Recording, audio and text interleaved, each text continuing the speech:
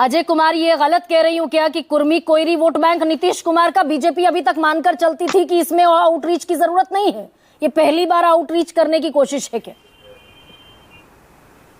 नहीं, बहुत हद तक ये बात सही है कि इस बार के चुनाव में बीजेपी की तैयारी बड़ी जबरदस्त है। बीजेपी ने नीतीश कुमार को मार्जिनलाइज करने के लिए कोई कसर छोड़ने की कोशिश नहीं की है। पहली दफा आप देखेंगे कि जो फॉर ग्रांटेड मान के चलती थी बीजेपी, ये सेक्शन जो है नीतीश कुमार के सपोर्ट के साथ वो ऑटोमेटिक जो है वो एनडीए का पार्ट रहेगा। लेकिन फर्स्ट टाइम, जैसा आपने अभी कहा भी, और जो बिहार में लोग बिहार की राजनीति को देखते भी हैं, कुशवाहा वोट जो था पिछले चुनाव में बहुत टैक्टिकल वोटिंग की थी बिहार में।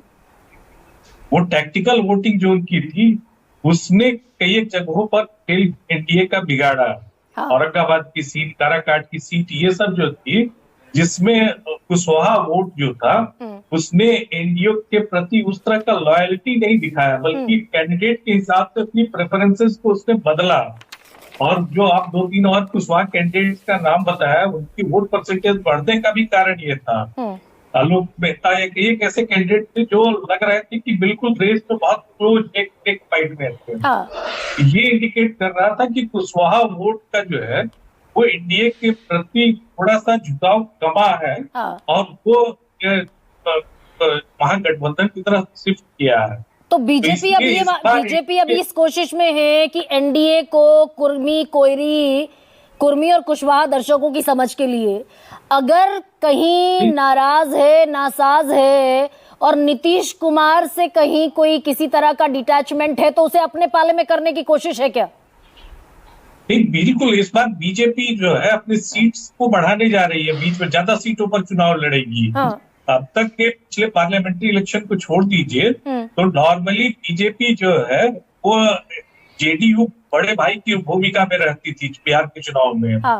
तो अब बीजेपी इस बार देखिएगा जिस तरह से जो गणित बना है और बीजेपी की जैसी तैयारी है, जो रिफ्लेक्ट हो रहा है कुछ दिनों के जो डेवलपमेंट्स हो रहे हैं उसको देखते हुए, बीजेपी इस बार 100 सीटों से ऊपर चुनाव लड़ेगी। 125 सीट भी हो सकता है, 130।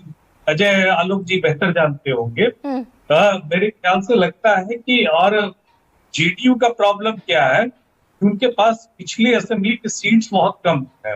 अब उस 43 सीट के आधार पर उनकी बार्गेनिंग पावर बहुत ज्यादा तो है नहीं।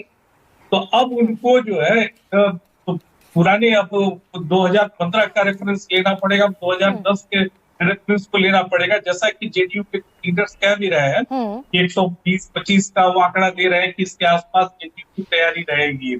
लेकिन मेरे ख्याल से लगता है जो पॉलिटिकल रियलिटी होती है, जो हार्डकोर पॉलिटिक्स का पार्ट होता है, जिसमें ग्राउंड रियलिटी पर लोग चीजों को तय करते हैं, तो इस बार जेडीयू बड़े भाई की भूमिका में नहीं रहेगी और बीजेपी बड़े भाई की भूमिका में रहेगी। पिछली बार भी, हालांकि अजय जी, पिछली बार भी 121 और 122 का गणित था, लेकिन मैं